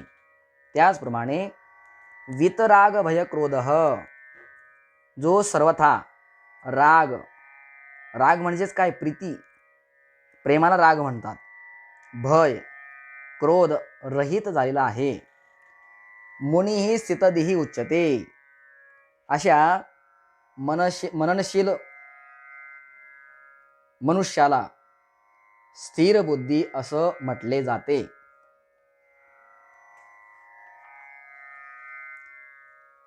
यस् सर्वत्रानभिस्नेहस् तत्तत् प्राप्य शुभाशुभम् नाभिनंदति न द्वेष्टि तस्य प्रज्ञा प्रतिष्ठिता. अर्जुना, जो मनुष्य सर्वतोपरी आसक्तीरहित झालेला आहे, त्याचप्रमाणे जो मनुष्य त्या त्या शुभ अशुभाची प्राप्ती झाली असता प्रसन्नही होत नाही, द्वेष्टीनं आणि द्वेषही करत नाही, तस्य प्रज्ञा प्रतिष्ठिता, समजावं त्याची बुद्धी स्थिर आहे. म्हणजे काही जीवनामध्ये शुभ घडलं तरी सुद्धा तो प्रसन्न होत नाही, आणि जीवनात काही अशुभाची प्राप्ती झाली, वाईट झालं, तरी सुद्धा त्याच्याविषयी द्वेष निर्माण होत नाही. आणि अशी जेव्हा स्थिती निर्माण होईल तेव्हा त्याची बुद्धी स्थिर झालेली आहे असं तू समज. आता भगवान पुढील श्लोकापासून स्थितप्रज्ञ कसा बसतो, अर्जुनाने केलेल्या तिसऱ्या प्रश्नाचं उत्तर भगवान परमात्मा आरंभ करतात. यदा संहरते चायम कुर्मोंगानिव सर्वशः इंद्रियाणेंद्रियार्थेभ्यस तस्य प्रज्ञा प्रतिष्ठिता. अर्जुना, ज्याप्रमाणे कासव आपल्या सर्व अंगांना सर्व बाजूंनी सामावून घेतो, त्याचप्रमाणे ज्यावेळी हा कर्मयोगी इंद्रियांच्या विषयापासून इंद्रियांना सर्व प्रकारे परावृत्त करतो, तस्य प्रज्ञा प्रतिष्ठिता, त्याची बुद्धी स्थिर होते. ज्याप्रमाणे कासव आपले सर्व, त्याला जर असं काहीतरी अशुभ घडणार आहे किंवा धोक्याची बातमी त्याला कळाली, धोक्याचा इशारा कळाला की आता काहीतरी चुकीचं होणार आहे, संकट येणार आहे, असं त्याला जेव्हा कळतं तेव्हा तो आपले सर्व अवयव सर्व बाजूनी आतमध्ये घेतो. त्याचप्रमाणे जो कर्मयोगी आहे तो इंद्रियांच्या विषयापासून इंद्रियांना परावृत्त करतो. जसा कासव आपल्या इंद्रियांना आवरून घेतो, तसा तो कर्मयोगी इंद्रियांच्या विषयापासून आपल्या इंद्रियांना परावृत्त करतो. त्यावेळी त्याची बुद्धी सम झालेली आहे, स्थिर झालेली आहे असं तू समज. केवळ इंद्रियांना विषयापासून आवरून धरणं एवढंच स्थितप्रज्ञाचं लक्षण नाही आहे, म्हणून भगवान पुढच्या श्लोकामध्ये सांगतायत. विषया विनिवर्तन्ते निराहारस्य देहिनः रसवर्जं रसोप्यस्य परम दृष्ट्वा निवर्तते. निराहारी देहिनः म्हणजे मनुष्याचे, विषया विनिवर्तन्ते, विषय तर निवृत्त होतात, परंतु रसवर्जम परम दृष्ट्वा अस्य रस अपि निवर्तन्ते. विषय निवृत्त होतात परंतु रस निवृत्त होत नाही. परमात्म तत्वाचा अनुभव झाल्यामुळे या स्थितप्रज्ञ मनुष्याचा रसही निवृत्त होतो, अर्थात त्याची संसारामध्ये रसबुद्धी राहत नाही. भगवंताने अत्यंत सोपं करून सांगितलंय. जो निराहारी आहे तो निराहारी म्हणजे इंद्रियांना त्यांची विषय देत नाहीत, इंद्रियांना इंद्रियांच्या विषयापासून जो परावृत्त करतो, असा जो निराहारी आहे, तर त्या मनुष्याचे विषय तर निवृत्त होतात, परंतु त्या विषयांचा जो रस आहे तो मात्र निवृत्त होत नाही. परंतु परमात्म्याचा अनुभव झाल्यामुळे या स्थितप्रज्ञ असणारा जो मनुष्य आहे, या मनुष्याचा तो रसही निवृत्त होतात, अर्थात संसारातल्या कोणत्याही रसाविषयी त्याची रसबुद्धी राहत नाही. तुकोबाराय म्हणतात, राम रसाची चवी आन रस रुचती केवी. ज्याला भगवान परमात्म्याचा नामस्मरणाचा रस अनुभवलेला आहे, नाम रस ज्याने घेतला आहे, त्याला आन रस म्हणजे इतर रस कसं काय आवडतील, अर्थात आवडणार नाहीत.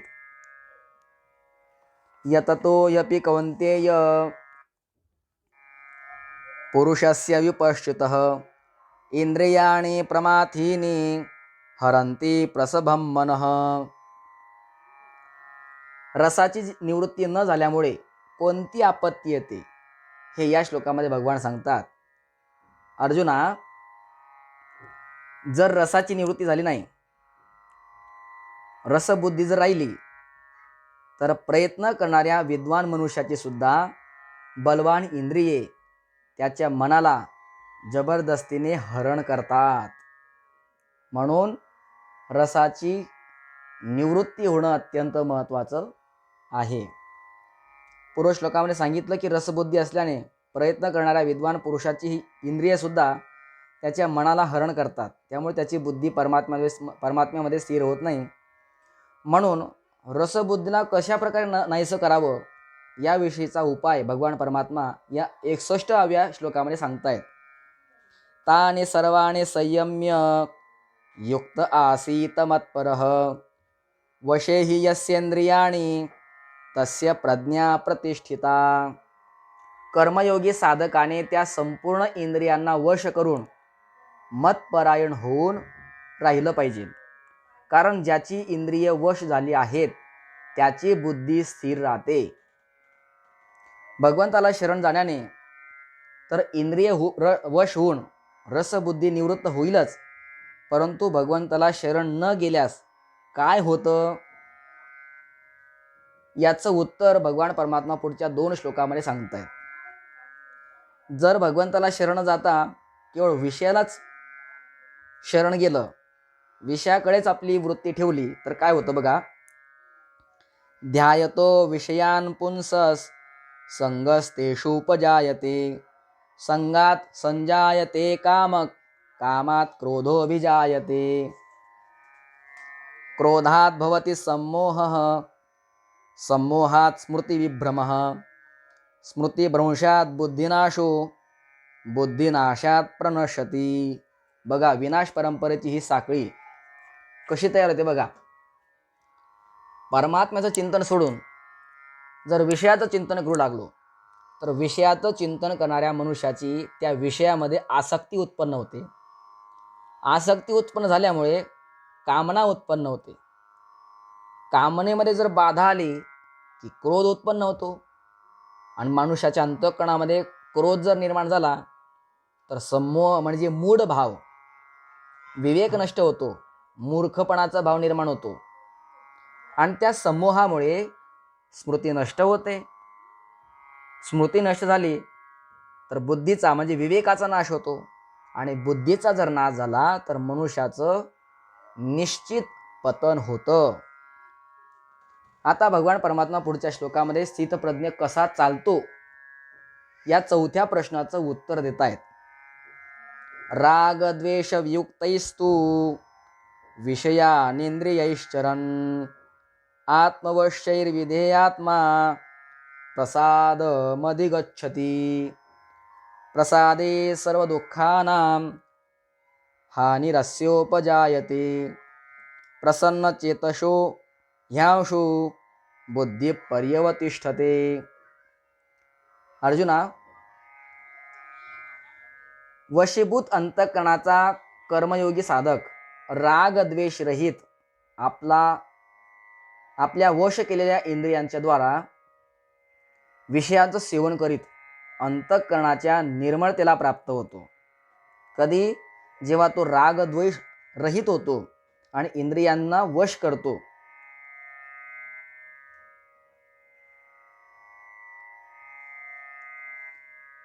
अंतःकरणाची निर्मळता प्राप्त झाली की त्या साधकाच्या संपूर्ण दुःखाचा नाश होतो.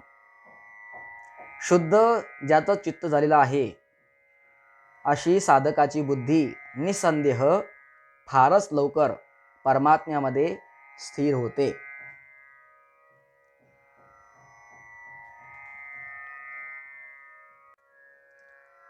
तात्पर्य असं, परमात्मा प्राप्तीसाठी भगवत विषयक प्रसन्नता तरी पाहिजे, नाहीतर भगवत विषयक व्याकुळता तरी असली पाहिजे. एक तर प्रसन्नता नाहीतर व्याकुळता, या दोन्ही गोष्टी यांचं जर आधिक्य झालं तर लवकरच या दोन्ही गोष्टीपैकी एक गोष्ट कोणीही भगवंताला प्राप्त करून देते.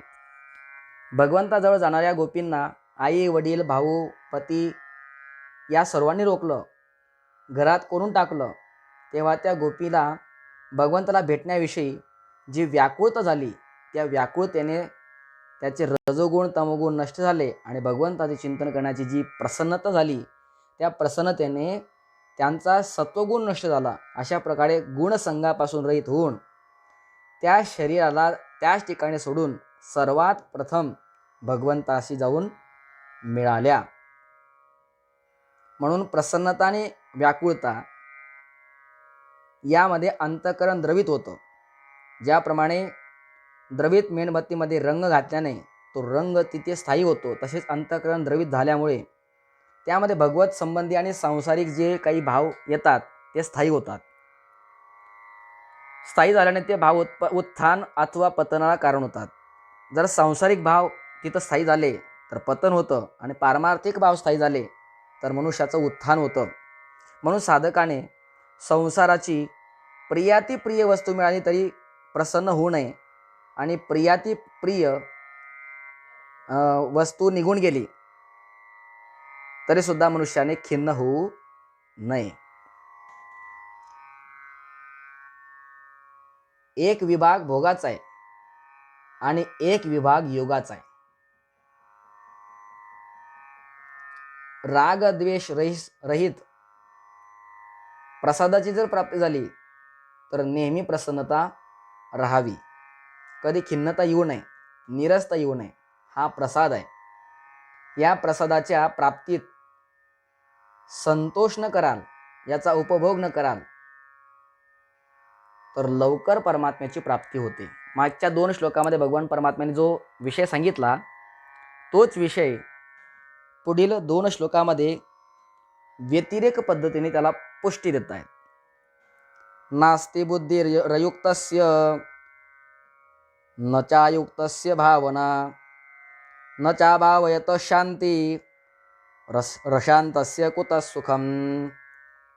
ज्याची इंद्रिये मन ताब्यात नाहीत, संयमित नाहीत, अशा मनुष्याची व्यवसायात्मिका बुद्धी निर्माण होत नाही. आणि व्यवसायात्मक बुद्धी नसल्यामुळे त्या अयुक्त मनुष्यामध्ये निष्काम भाव अथवा कर्तव्यपरायणतेचा भाव नसतो. आता निष्काम भाव नसल्यामुळे त्याला शांती मिळत नाही आणि शांतीरहित मनुष्याला सुख कसं काय मिळणार हो. अशांतस्य कुतः सुखम ही परंपराच आहे. ज्याची इंद्रिय ताब्यात नाहीत त्याला ती समत्वा बुद्धी व्यवसायात्मिका बुद्धी प्राप्त होत नाही. जर व्यवसायात्मिक बुद्धी प्राप्त झाली नाही तर तो मनुष्य निष्काम भावामध्ये परायण होत नाही. आता निष्काम भाव नसल्यामुळे त्याला शांती मिळत नाही आणि शांती न मिळाल्यामुळे त्याला सुखाची प्राप्ती होत नाही. म्हणून तुकोबाराय म्हणतात, शांती परते नाही सुख, येर अवघेची दुःख, म्हणून या शांतीधरा उतराल पहिलं तिरा.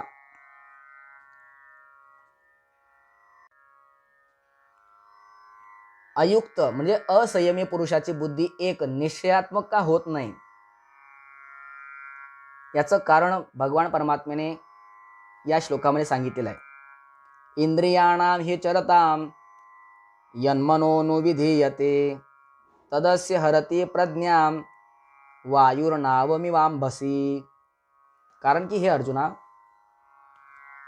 आपापल्या विषयामध्ये संचार करीत असलेल्या इंद्रियापैकी एक इंद्रिय ज्या मनाला आपले अनुगामी बनवते, ते एकटं असणारं मन जलामध्ये म्हणजे पाण्यामध्ये नावेला वायू ज्याप्रमाणे याच्या बुद्धीला हरण करत असतो. उदाहरण दिलं या ठिकाणी वायुर नाव मीमांबसी. विषयामध्ये संचार करत असणारं जी इंद्रिय आहे त्या इंद्रियापैकी जे एक मन नावाचं इंद्रिय आहे ना, ते मन नावाचं इंद्रिय एकच आहे, पण ते मन नावाचं इंद्रिय सर्व इंद्रियांना आपल्या अनुगामी बनवतं. त्या मनाला वाटेल पाहावं, लगेच डोळे उघडतात. एखादी वस्तू घ्यावी, लगेच हात पुढे होतात. एखाद्या वस्तूकडे चालायचंय तर लगेच पाय चालायला लागतात. म्हणजे ते एक मन त्याला आपलं सर्व इंद्रियांना अनुगामी बनवतं. कशा प्रकारे? ज्या प्रकारे पाण्यामध्ये नाव आहे, तर येणारा जो वायू आहे तो वायू त्या नावेला आपल्या दिशेप्रमाणे ओढून नेतो, त्याप्रमाणे हे मन आपल्या बुद्धीला हरण करत असते. अयुक्त पुरुषाची निश्चयात्मिका बुद्धी का नसते याचं कारण पूर्व श्लोकामध्ये दाखवलं. आता जो युक्त असतो त्याच्या स्थितीचं वर्णन करण्यासाठी पुढचा श्लोक आहे. तस्माद्यस्य महाबाहो निगृहीतानि सर्वशः इंद्रियार्थेभ्यस तस्य प्रज्ञा प्रतिष्ठिता. म्हणून हे महाबाहो अर्जुना, ज्या मनुष्याची इंद्रियांच्या विषयापासून संपूर्णपणे वश झालेली आहेत त्याची बुद्धी स्थिर आहे असं तू समज. ज्याची इंद्रिये संपूर्णपणे वश झालेली आहेत त्या मनुष्यामध्ये आणि साधारण मनुष्यामध्ये काय फरक आहे, तो फरक या श्लोकामध्ये सांगतायत. या निशा सर्वभूतानां तस्यां जागर्ति संयमी यस्यां जागृती भूतानी सा निशा पश्यतो मुने. संपूर्ण प्राणीमात्रांची जी रात्र म्हणजे परमात्म्याविषयी जी विमुखता, त्यात संयमी मनुष्य जागत असतो. आणि ज्यात सर्व प्राणी जागतात म्हणजे भोग संग्रहामध्ये लागून राहतात, ती तत्व जाणाऱ्या मुनीच्या दृष्टीने रात्र आहे. म्हणजे ज्या ठिकाणी सामान्य मनुष्य परमात्म तत्वाशी विमुख असतो त्या ठिकाणी हा संयमी मनुष्य परमात्म्याशी सन्मुख असतो. आणि ज्या ठिकाणी सामान्य संसारी मनुष्य विषय भोग संग्रहामध्ये तत्पर असतो त्या ठिकाणी हा मुनी मात्र तो तत्पर नसतो. म्हणजे त्याच्याकरता ती रात्र असते. आणि रात्री मनुष्य काय असतो? निष्काम असतो. रात्री मनुष्य आराम करतो. तसं जो मनुष्य परमात्म्याच्या प्राप्तीकरता तत्पर आहे आणि भोग ऐश्वर्याच्या संग्रहाकरता तो कसा आहे? निष्काम आहे. ती त्याची रात्र आहे. भोग संग्रहाच्या वेळी तो निश्चिंत होतो, थोडक्यात सुट्टी घेत होतो. सामान्य मनुष्यामध्ये आणि एका साधकामध्ये असलेला जो भेद आहे तो भेद भगवान परमात्म्याने इथे सांगितलेला आहे. मननशील संयमी मनुष्याला संसार रात्रीप्रमाणे दिसतो. यावर असा प्रश्न निर्माण होतो की हा मनुष्य संसाराच्या संपर्कामध्ये येत नाही का? जर येत असेल तर मग त्याचा जीवन निर्वाह कसा चालतो? आणि जर येत असेल तर त्याची स्थिती कशी असते? या सर्व विषयाचं विवेचन पुढील श्लोकामध्ये करताय. आपूर्यमाणमचल प्रतिष्ठम समुद्रमाप प्रविशन्ति यद्वत् तद्वत् कामायं प्रविशन्ति सर्वे स शांतिमाप्नोति न कामकामी. जसे संपूर्ण नद्यांचे पाणी चारही बाजूंनी पाण्याने परिपूर्ण असलेल्या समुद्रामध्ये येऊन मिळते, परंतु समुद्र आपल्या मर्यादेत म्हणजे अचल स्थितीमध्ये राहतो, मर्यादेत राहतो. त्याचप्रमाणे संपूर्ण भोग पदार्थ ज्या संयमी मनुष्याला विकार उत्पन्न न करताच प्राप्त होतात तो मनुष्य परमशांतीला प्राप्त होतो. भोगाची कामना करणारा तो होत नाही. पावसाळ्यामध्ये किती पाऊस पडतो, प्रत्येक नदीला पूर येतो. या सर्व नद्या पाणी अगोदरच पाण्याचा साठा असलेला जो समुद्र त्या समुद्राकडे घेऊन जातात. पण एवढं नद्यातून पाणी जरी प्राप्त होत असलं तरी सुद्धा समुद्राने कधीही मर्यादा सोडली नाही. त्याप्रमाणे हा संयमी मनुष्य भोग पदार्थामध्ये जरी असला तरी तो परम शांतीला प्राप्त होतो. त्याच्या मनामध्ये भोगाविषयी कामना नसते. न कामकामीही, कामाविषयी म्हणजे भोगाविषयी त्याची कामना अंतःकरणात निर्माण होत नाही. आता पुढच्या श्लोकामध्ये तो स्थितप्रज्ञ कसा चालतो या प्रश्नाच्या उत्तराचा उपसंहार करतात, शेवट करतायत. विहाय कामान्य सर्वान पुमांश्चरति निस्पृहः निर्ममो निरंकारस स्वशांतीमधी गच्छती. अर्जुना, जो मनुष्य संपूर्ण कामनांचा त्याग करून स्पृहारहित, ममतारहित आणि अहंतारहित होऊन आचरण करतो तो शांतीला प्राप्त होतो. शांतीला प्राप्त करण्याकरता 3 गोष्टींचा त्याग, स्पृहा, ममता आणि अहंता यांचा त्याग करून तो मनुष्य शांतीला प्राप्त करत असतो. कामना, स्पृहा आणि ममता आणि अहंतेपासून रहित झाल्यास त्याची कोणती स्थिती प्राप्ती होते त्याचं वर्णन 72व्या श्लोकामध्ये वर्णन करतात. एषा ब्राह्मी स्थिती पार्थ नैनां प्राप्य विमुह्यति स्थित्वा स्यामंतकालेपि ब्रह्मनिर्वाण मृच्छति. हे पृथानंदन, ही ब्राह्मी स्थिती आहे. ही स्थिती जर प्राप्त झाली तर स्थिती प्राप्त झाल्यानंतर कधीच कोणी मोहित होत नाही. या स्थितीमध्ये अंतकाळीही जरी कोणी स्थित झाले तरी सुद्धा निर्वाण शांत म्हणजे ब्रह्माची त्याला प्राप्ती होत असते. अंतकाले अपि म्हणजे जन्मभर नाही, अंतकाळाच्या वेळेला जरी ही स्थिती प्राप्त झाली तरी सुद्धा तो मनुष्य ब्रह्मस्वरूप होतो, त्याला ब्रह्माची प्राप्ती होते. अशा प्रकारे भगवान परमात्म्याने अर्जुनाला या द्वितीय अध्यायामध्ये महत्त्वाचा उपदेश केलेला आहे. हरिः ओम तत्सदिति श्रीमद्भगवद्गीता सुपनिषत्सु ब्रह्मविद्यायां योगशास्त्रे श्रीकृष्णार्जुन संवादे सांख्ययोगो नाम द्वितीयोऽध्यायः. अशा प्रकारे ओम तत्सत या भगवान नामाच्या उच्चारणपूर्वक ब्रह्मविद्या आणि योगशास्त्रमय श्रीमद भगवद्गीता उपनिषदरूपी श्रीकृष्ण आणि अर्जुन यांच्यामधील जो संवाद आहे त्या संवादातील सांख्ययोग नावाचा 2रा अध्याय समाप्त झालेला आहे. श्रीकृष्णार्पणमस्तु. श्री गुरुचरणारविंदार्पणमस्तु.